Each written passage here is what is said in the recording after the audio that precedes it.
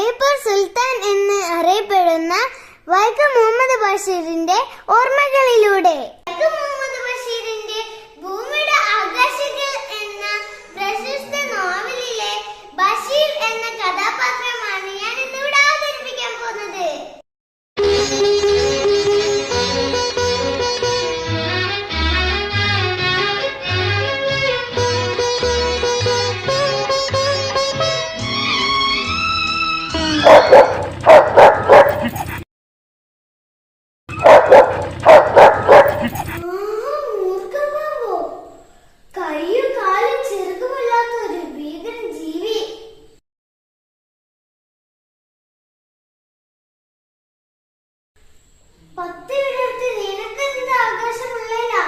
അവന്റെ നിൽപ്പ് പാമ്പിനെ കൊല്ലാൻ വടിയില്ല, ആയുധങ്ങളില്ല.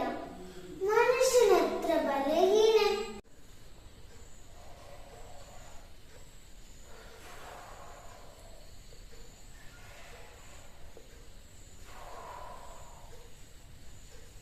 പാലിനെ വെളുപ്പിച്ച് വടിയെടുപ്പിച്ച് പാമ്പിനെ അടിച്ചു കൊന്ന് കുഴിച്ചു മൂടിയിട്ടാലോ? ഇത് ശരിയാണോ? പ്രപഞ്ചങ്ങളായ പ്രപഞ്ചം മുഴുവൻ സൃഷ്ടിച്ച ദൈവം തന്നെയാണല്ലോ ഇവരെ സൃഷ്ടിച്ചത്. ഈ ഭൂമിയിൽ മനുഷ്യർക്കുള്ള അതേ അവകാശം ഈ ജീവികൾക്കുമില്ലേ? അപ്പൊ ഈ പാമ്പും ഭൂമിയുടെ അവകാശികൾ തന്നെ. ഇവിടെ സഹവർത്തിത്വമാണ് ആവശ്യം. ഹേ സർപ്പമേ, എന്റെ 2 ഏക്കർ പറമ്പൊന്ന് ക്ഷണത്തിൽ പോവുക. എവിടെ പോകാൻ? വേറെ പറമ്പ് പോയാല് ഇവിടെ മറ്റാരെങ്കിലും അടിച്ചു കൊല്ലില്ലേ? എവിടെയെങ്കിലും പോയി രക്ഷപ്പെടട്ടെ.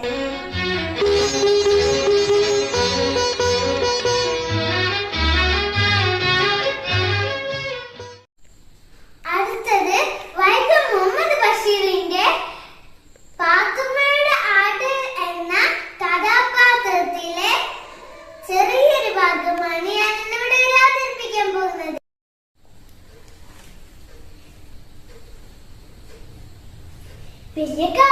വലിയ കാരോടും പറയണ്ട, ആരെങ്കിലും അറിഞ്ഞാത്തിരി വഴക്കിടും.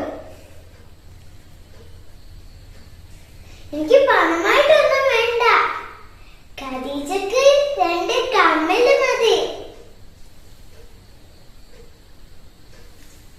ഹനീഫ് അറിയണ്ട, കൊച്ചിക്ക് അറിയണ്ട, ഉമ്മ അറിയണ്ട, അബു അറിയണ്ട. കമ്മല് പൊന്നിന്റെ വേണം, ആരും അറിയണ്ട, വേഗം വേണം.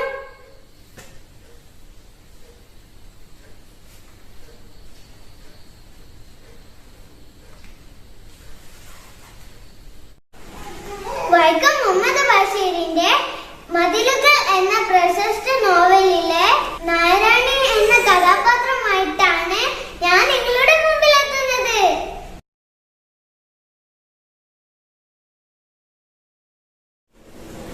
ആരെ ചൂളം അടിക്കുന്നത്? ഞാനാ ബഷീർ, ചെറിയ ഒരു എഴുത്തുകാരനാ. വന്നിട്ട് 2 വർഷം. ഞാനിവിടെ തനിച്ചാ, കൂട്ടുകാരെല്ലാം പോയി. പേരെന്താ? നാരായണി. സുന്ദരമായ പേര്. വയസ്സ്? 22. സുന്ദരമായ വയസ്സ്. കഠിന തടവാണല്ലേ? 14 വർഷം. അപ്പോ കൊലക്കുറ്റമാണല്ലേ? വന്നിട്ട് ഒത്തിരി നാളായോ? 1 വർഷം. എന്തൊരു ജീവിതം. എനിക്ക് റോസാച്ചെടി തരുമോ? നാരായണി എങ്ങനെ അറിഞ്ഞു ഇവിടെ റോസാച്ചെടിയുള്ള കാര്യം?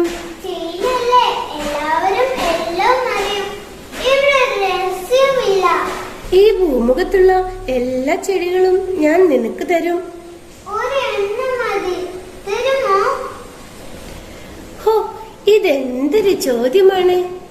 തരുമോ എന്ന്. നാരായണി അവിടെ തന്നെ നിൽക്ക്, ഞാൻ ഇപ്പൊ കൊണ്ടുതരാം കേട്ടോ. കേട്ടു.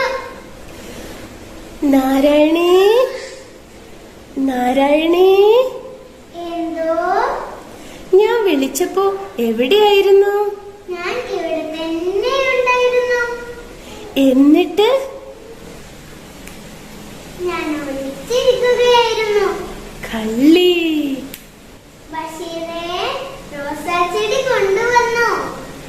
ബഷീറേ, ബഷീറേ. ഈ വീട് ദൈവത്തെ സ്നേഹിച്ച് വിളിച്ചിരുന്നുവെങ്കിൽ ദൈവം എന്റെ മുമ്പിൽ പ്രത്യക്ഷപ്പെട്ടേനെ. ദൈവം ആരുടെ മുമ്പിലും പ്രത്യക്ഷപ്പെടില്ല. ദൈവം അടുത്തുണ്ട്. പ്രപഞ്ചങ്ങളായ എല്ലാ പ്രപഞ്ചങ്ങളുടെയും വെളിച്ചം, ചൈതന്യം. ഇതാ പൂവ്.